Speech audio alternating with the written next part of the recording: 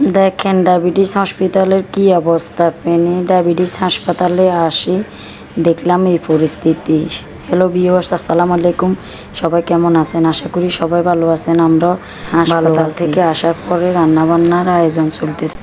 এখানে রান্নাবান্না করতেছি আমি, শুটকিগুলো ধুইয়ে গরম পানি দিয়ে এখানে আমি মশলাগুলো দিয়ে কষাই রান্না করতেছি সবজি। আর এখানে লুট্টা মাছ রান্না করার জন্য আমি মশলা কষা নিছি, সবজিগুলো দিয়ে দিছি অবশেষে। দেখেন আমার তরকারির কালারগুলো মাশাল্লাহ অসাধারণ আসে। আমি আসলে নিজে সুনাম করা ঠিক না, খুব সুন্দর আসে মাশাল্লাহ। আমার হাতের রান্নাও খুব সুস্বাদু।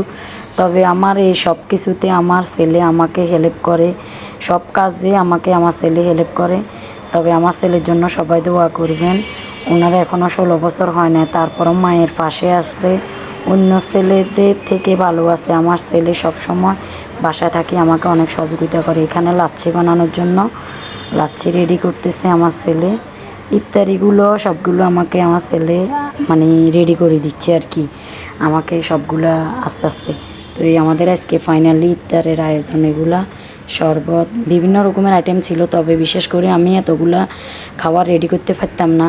আমার ছোট মেয়ে, আমি অসুস্থ থাকার কারণে বাসায় এসছে, তার জন্য এতগুলা খাওয়ার আয়োজন আমার মেয়ে করছে। আমি আসলে অসুস্থ থাকার পরে এগুলো পারবো না করতে। আবার আমার মেয়ে চলে গেল, আমি এতগুলা ইফতারির আয়োজন করতে পারবো না। সবাই আমার ছেলে মেয়ের জন্য দোয়া করবেন। আসসালামু আলাইকুম, সবাই ভালো থাকেন।